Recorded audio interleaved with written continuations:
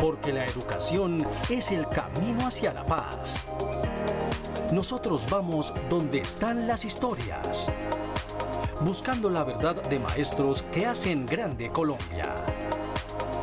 Y todos sus protagonistas tienen su espacio en Encuentro. Hola, muy buenos días, bienvenidos a una nueva emisión del programa institucional de FECODE. Mi nombre es Carolina Ávila y a continuación un avance de lo que veremos en nuestro encuentro de hoy. Los registros sobre casos de afectaciones a la salud mental de los docentes son preocupantes. No es solo su trabajo, los entornos donde lo desarrollan también inciden. Más de 21 billones de pesos perdidos por la corrupción en Colombia entre 2016 y 2022, revela un estudio de Transparencia por Colombia. La educación, uno de los sectores más afectados. Problemas como el estrés, la ansiedad, la depresión, sumados a la sobrecarga laboral, el aumento de responsabilidades, los delicados contextos sociales a los que se tienen que enfrentar día a día en el aula y los retrasos económicos son solo algunos de los factores que afectan significativamente la salud mental de los docentes. Cuadros de depresión, estrés o ansiedad son solo algunas de las enfermedades de salud mental que sufren los docentes de Colombia en la actualidad. Y es que aunque la pandemia exacerbó carencias y problemáticas en el sector educativo y la labor docente, aún no se garantizan medidas ni de apoyo para ayudar a los educadores ni para respetar y reivindicar su labor en el aula, como es el caso de la siguiente docente, cuya identidad conservaremos por seguridad. Aunque yo no he tenido que ir, digamos, a una unidad mental, no he tenido que ingerir medicamentos, sí he tenido escenas de estrés laboral en los que yo he tenido que llegar llorando a mi casa. Tengo un aula de 45 estudiantes que a veces entran unos, salen otros, entonces a veces son 45, 50 estudiantes con trastornos de aprendizaje, con condiciones especiales, los otros niños van a otro régimen, tengo otros niños que por el contrario van muy rápido, yo tengo que tratar de ir con todo y a esto tienes que sumarle todo el trámite administrativo, tengo que llenar PRs, tengo que saber llenar un montón de formatos, tengo que tener la caracterización individual de cada uno de mis estudiantes, el diagnóstico, tengo que conocerlos, tengo que entenderlos y tengo que dar mi clase, obvio, porque no puedo dejar de dar mi clase. Y es que la sobrecarga laboral, las expectativas de rendimiento académico y la presión para obtener buenos resultados en las pruebas estandarizadas también generan un entorno de trabajo extremadamente estresante, así como condiciones laborales inadecuadas, falta de recursos económicos y materiales para trabajar, desigualdades, entre otros. Los cuadros de ansiedad y depresión siguen estando como en ese primer top de las enfermedades de tipo mental que los profes están sufriendo a hoy, ya que ellos tienen un componente muy importante y es que ellos tienen una alta carga mental. Allí entonces nosotros desde la institución promovemos claramente una cultura con un enfoque de bienestar y hacia la salud mental. Hoy a hoy en términos generales en Colombia un 67% de los docentes sufren o han tenido alguna enfermedad de tipo mental y nosotros como institución no somos exentos de eso.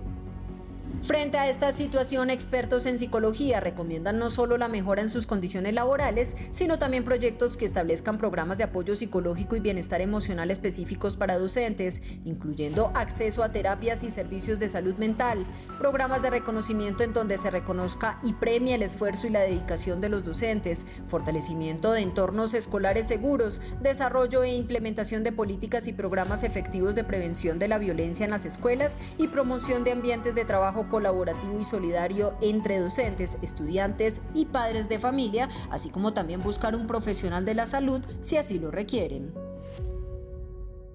La revista Educación y Cultura conmemora en este mes de julio 40 años de investigación, debate y análisis profundo sobre temas relacionados con educación, pedagogía y docencia. Por eso en esta y en la próxima emisión hablaremos de este espacio importante de expresión para el magisterio colombiano en estas 4 décadas. La revista Educación y Cultura de FECODE es un baluarte del magisterio colombiano que este 2024 cumple 40 años. Su primera edición fue en julio de 1984 bajo la dirección de Abel Rodríguez como un valioso instrumento que consagra el saber de los docentes desde el quehacer del maestro, la pedagogía y el movimiento sindical, como lo ha reflejado la federación a través de los años y sus distintas luchas. La revista nace muy ligada al movimiento pedagógico, el espacio de expresión de los maestros, pero sobre todo de los maestros que intentan ser otra forma distinta de ser maestro. Es una expresión clara de esa voluntad de ser maestro de modo distinto. La revista surge para darle voz a los docentes, generando un espacio de expresión intelectual de los educadores, donde se vea reflejado el fortalecimiento del pensamiento, nuevas ideas, debates, diferentes modos de procedimientos y otras maneras de entender la escuela, con el fin de romper esquemas tradicionales de ver al maestro, que deja plasmado tanto el movimiento pedagógico como sindical. Asimismo, la revista nace para no seguir las imposiciones políticas de los gobiernos de turno que querían de manera arbitraria administrar la educación pública sin pensar en la importancia de trabajar para fortalecer la educación pública y la dignificación de la profesión docente. Comenzaron también a escribir poesías referidas a lo que sentían, a lo que pensaban, a lo que hacían. Recuperando muchas cosas de la escuela, mostrando que la escuela no es solamente esa institución del Estado, no era simplemente un aparato ideológico del Estado, era también la lucha por el saber, qué sabemos, cómo enseñamos, qué hacemos, qué papel político. En sus 151 ediciones, la revista se convierte en la ventana al mundo del magisterio colombiano, logrando en Latinoamérica ser un referente por su enriquecedor contenido alrededor de la pedagogía, las experiencias pedagógicas, la cultura, las conquistas sindicales y políticas, las formas de pensar la escuela, entre otros. Esto a través de lo plasmado por los maestros, escritores e investigadores que desarrollan la revista. En sus 40 años, la revista Educación y Cultura de FECODE continuará reivindicando la importancia y el papel del docente dentro y fuera del aula con el propósito de construir país. En esta oportunidad, el secretario de Asuntos Educativos, Pedagógicos y Científicos de FECODE, el profesor Milberto Martínez Mosquera, se dirige al magisterio colombiano con temas de coyuntura nacional. Buenos días para todos los maestros y maestras de Colombia. Un abrazo fraterno, un abrazo combativo de parte del Ejecutivo de FECODE para todos los maestros y aquellas personas que están atentos a nuestro programa Encuentro. Informarles que esta semana, lunes y martes, desarrollamos el seminario con todos los compañeros de la Federación Colombiana de Educadores, los ejecutivos, en el cual tocamos 3 temas fundamentales. La coyuntura política que hoy vivimos en Colombia y en el mundo. Y se destaca el papel preponderante que ha jugado el gobierno del cambio a nivel internacional en todos los escenarios internacionales.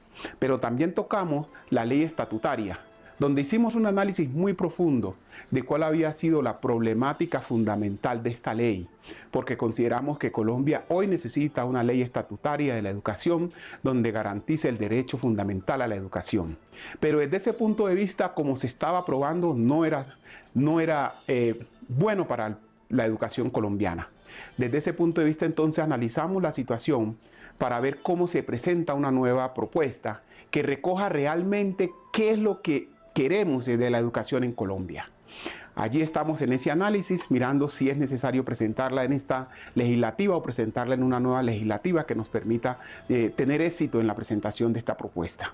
Igualmente tocamos un tema fundamental para la educación, para los educadores, que tiene que ver con lo de salud y seguridad en el trabajo, donde hacemos un análisis de cómo está la situación hoy, cómo estamos afrontando la situación de la salud en cada uno de los territorios nacionales, porque queremos saber y tenemos la intención de que la salud para el magisterio sea todo un beneficio, porque queremos que el magisterio tenga una salud plena y muy buena para todos maestros y su grupo familiar. Despedirme dándoles un saludo y que Dios los bendiga a todos. Durante cerca de 2 años, varios sectores del país han venido trabajando en un gran acuerdo nacional por la educación superior para concertar un proyecto de ley que será presentado en la próxima legislatura del Congreso. Por eso hoy les contamos el alcance, contexto, propósitos y propuestas de esta gran mesa nacional. El ejercicio participativo que marca los esfuerzos para transformar el sistema educativo superior en Colombia comenzó en noviembre de 2022 con 2 fases previas que convocaron a diversos actores del sistema educativo colombiano, en las que se identificaron y debatieron las principales problemáticas de la educación superior. La tercera fase, que inició en abril de este año y terminó el pasado 5 de julio, sentó las bases para la construcción de un acuerdo nacional por la educación superior, insumo fundamental para una reforma integral de la Ley 30. Lo primero que tenemos que precisar es que la Mesa por el Acuerdo para una Educación Superior se origina desde el mismo momento en que empezamos los rectores a través del FUE pedir que se actualizara o se modificaran los artículos 67 y 68, que son los que hablan de la financiación. Después vino la intención de reformar la Ley 30 de Educación Superior. Cabe destacar que el propósito de esta mesa fue concertar, construir consensos y consolidar propuestas específicas en torno a los 5 grandes desafíos que implica la garantía del derecho a la educación superior en el país, en torno a temas como bienestar, calidad y pertinencia, gobernanza, dignificación de la profesión docente y financiación. Desde el movimiento estudiantil lo que se exige es que ese esquema de financiamiento pues rompa con esa perspectiva neoliberal y por el contrario sea un nuevo esquema de financiamiento de la educación superior que tenga en cuenta las realidades de los costos de la educación superior, que aporte los recursos suficientes para la dignificación docente, pero también que aporte los recursos suficientes para todas esas exigencias históricas que el movimiento estudiantil ha realizado en términos de bienestar.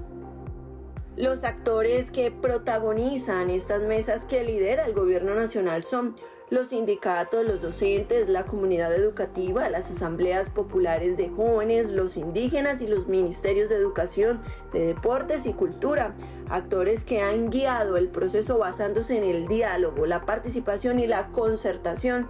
Esta tercera fase del Acuerdo Nacional por la Educación Superior se alimentó con los insumos de 31 mesas temáticas territoriales realizadas con actores clave de la educación superior y una concertación activa en los departamentos y el Distrito Capital. Y precisamente la financiación de la educación superior es uno de los grandes desafíos que tiene este sector en el país. Por ello, en el proceso de la construcción y transformación de la educación superior colombiana, hablamos con la asesora del Viceministerio de Educación Superior para que nos contara cómo desde el gobierno se piensa asumir este reto. En el marco de la última reunión de la tercera fase de la mesa de trabajo del Acuerdo Nacional por la Educación Superior, se consolidaron aspectos importantes producto de un consenso entre los actores que componen este gremio, entre esos el tema de la financiación. Las universidades y también los sindicatos de educación superior han venido insistiendo en un déficit histórico. Sabemos que la ley 30 estableció un parámetro que no fue favorable para la educación pública superior y por lo tanto tenemos que revisar esa fórmula. Tenemos que mirar cómo se amplía la base presupuestal. El gobierno nacional ya está haciendo ampliación de esa base presupuestal y también está destinando una serie de recursos para fomento. Desde el Ministerio de Educación resaltan que la financiación es el aspecto central y principal desafío que tienen como gobierno nacional para poder garantizar el derecho a la educación superior. En términos de la financiación, tenemos unos desafíos importantes y hay una disposición maravillosa de los rectores y de sus equipos para justamente mirar escenarios de fortalecimiento. Igual, tanto el SUE como la red ITTU tienen una propuesta de regionalización justamente porque tenemos que tener 500.000 jóvenes nuevos en nuestro sistema. Luego, allí, el esquema de financiamiento es fundamental. Asimismo, el gobierno resaltó la participación de la federación en esta mesa. Pero FECODE es fundamental. Fíjate que no podemos hablar de educación superior sin hablar de educación preescolar básica y media, sin hablar de una trayectoria, sin hablar de las posibilidades de financiación, sin hablar de las brechas territoriales que tenemos. Luego, la presencia de FECODE ha sido fundamental. En este sentido, esta tercera fase cerrará con la elaboración de un documento que va a sistematizar los resultados alcanzados en esta mesa y que será la base para el Acuerdo Nacional por la Educación Superior. Entre tanto, el gobierno busca que lo acordado en esta mesa se materialice en un proyecto de ley de educación superior que se radicará ante el Congreso para su posterior trámite legislativo. Es momento para que el secretario de Prensa, Propaganda y Publicaciones de FECODE, el profesor Miguel Ángel Pardo Romero, socialice temas de interés para los docentes del país. Bueno, un saludo vital, fraternal y pedagógico a todo el magisterio de la comunidad educativa del país. Con el hundimiento del proyecto de ley estatutaria, evitamos la disolución del sistema educativo público y de la comunidad pedagógica que representamos. Impedimos la entrega del presupuesto público a operarios particulares. Evitamos la supresión de la gratuidad de la educación, de la libertad de cátedra, de la autonomía y de la democracia escolar, del concurso docente e impedimos el retorno a la época en la que la politiquería nombraba y desnombraba a los educadores. La bancada parlamentaria del gobierno erró y debe reconocerlo sin ambigüedades. Legislar divorciados de los movimientos sociales por cuya fuerza también fueron elegidos es inconsecuente, como lo es también despreciar su conocimiento. Las actuaciones que tuvo el MEN obligan a un cambio de fondo en la orientación, principalmente la de desatarse de la tecnocracia neoliberal y ponerse en coherencia con el propósito del presidente Petro. El seminario del Comité Ejecutivo de FECODE, realizado el pasado 9 y 10 de julio, estableció como sus prioridades la estabilización del nuevo modelo de salud, desarmar el sabotaje que mantiene la fiduprevisora en la concreción de la contratación y de la descentralización a costa de la salud y de la vida, hoy constituye un asunto que, como el nuevo modelo, debe elevarse a asunto de gobierno y de Estado. FECODE priorizará también la lucha por las reformas que garanticen la financiación estatal y adecuada de la educación superior y del sistema general de participaciones y simultáneamente acordar el proyecto del nuevo estatuto docente. El perfil del nuevo ministro de Educación puede contribuir en los mencionados objetivos, especialmente por sus acciones en defensa del patrimonio público y la restitución de los derechos, pero debe reconocer, dialogar y cumplir con la educación. Como en el victorioso paro, estos retos requerirán la poderosa conjunción entre movilización social y movimiento pedagógico. Abrazos a todos y todas. El Ministerio de Educación Nacional emitió el pasado 27 de junio la Directiva Ministerial número 003 con orientaciones específicas para los establecimientos educativos sobre la enseñanza de la historia como disciplina integrada a las ciencias sociales en Colombia. Sin embargo, la Comisión Asesora para la Enseñanza de la Historia expresa serias preocupaciones frente a la poca efectividad y claridad de esta circular. La comisión ha trabajado arduamente desde el 2019 para proporcionar recomendaciones claras y puntuales al Ministerio de Educación. En 2022 presentó un documento exhaustivo con propuestas para ajustar los lineamientos curriculares en ciencias sociales, particularmente en historia. No obstante, la reciente circular del Ministerio 003 refleja, según esta comisión, la falta de avance en la implementación de estas recomendaciones y ambigüedad en las orientaciones, pues se considera que el documento no refleja adecuadamente los alcances logrados en las sugerencias del 2022, especialmente en la configuración del pensamiento histórico en los procesos de enseñanza y aprendizaje de la historia.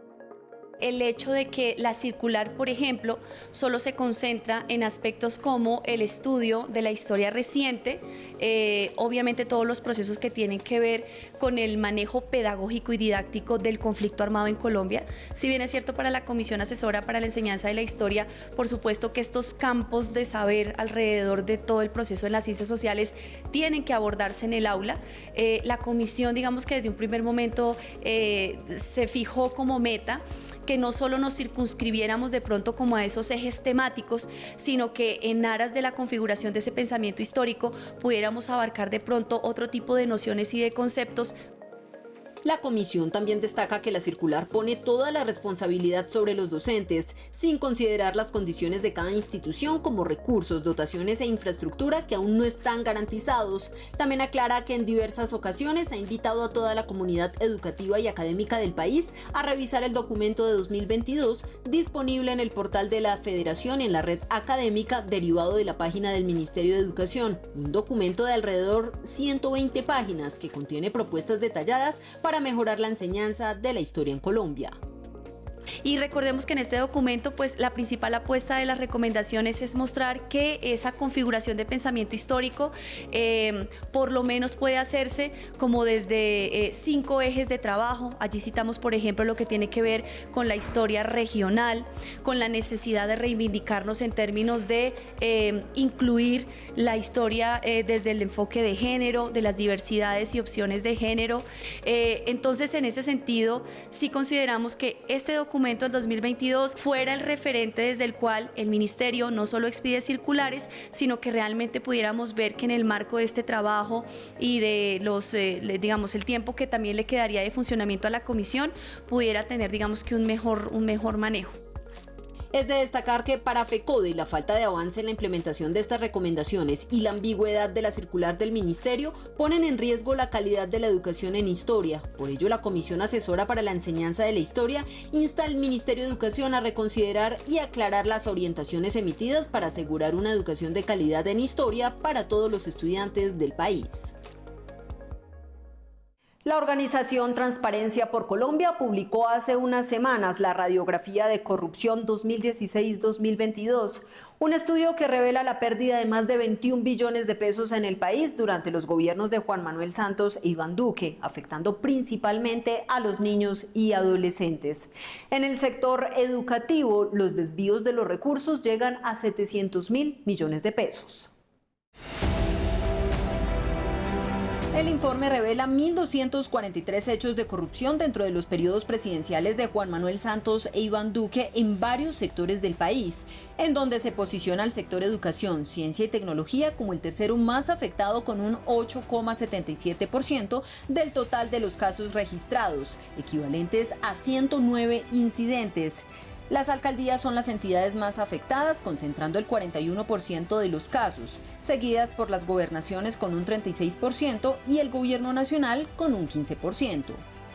De los 1.243 hechos que te comento, 109 están asociados con hechos de corrupción alrededor de educación.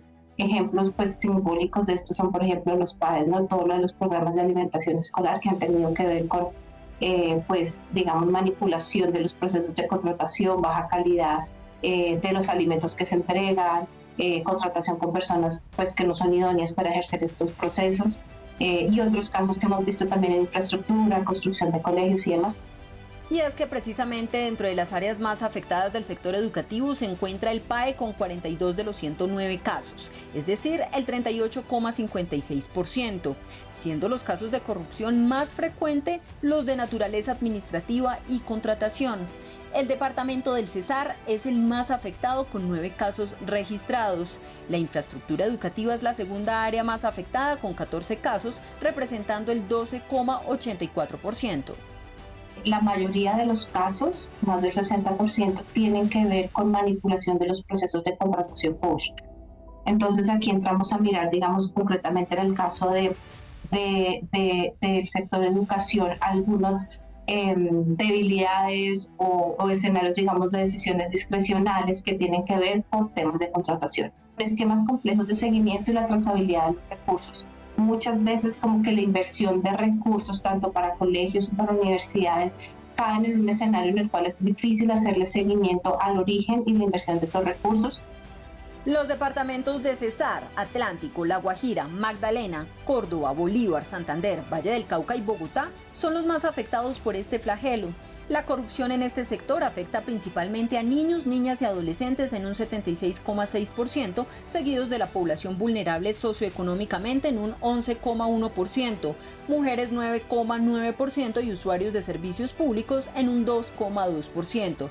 El total de afectados directos asciende a 10.174.420 personas. De acuerdo con Transparencia por Colombia, para prevenir actos de corrupción, es esencial fortalecer la vigilancia y la auditoría ciudadana en el ámbito de la educación y la tecnología. La figura de Contralor Escolar de la Ley 2195 puede ser una herramienta útil en esta lucha, pero se requiere un mayor involucramiento de las comunidades educativas y un seguimiento integral de los recursos destinados a la educación.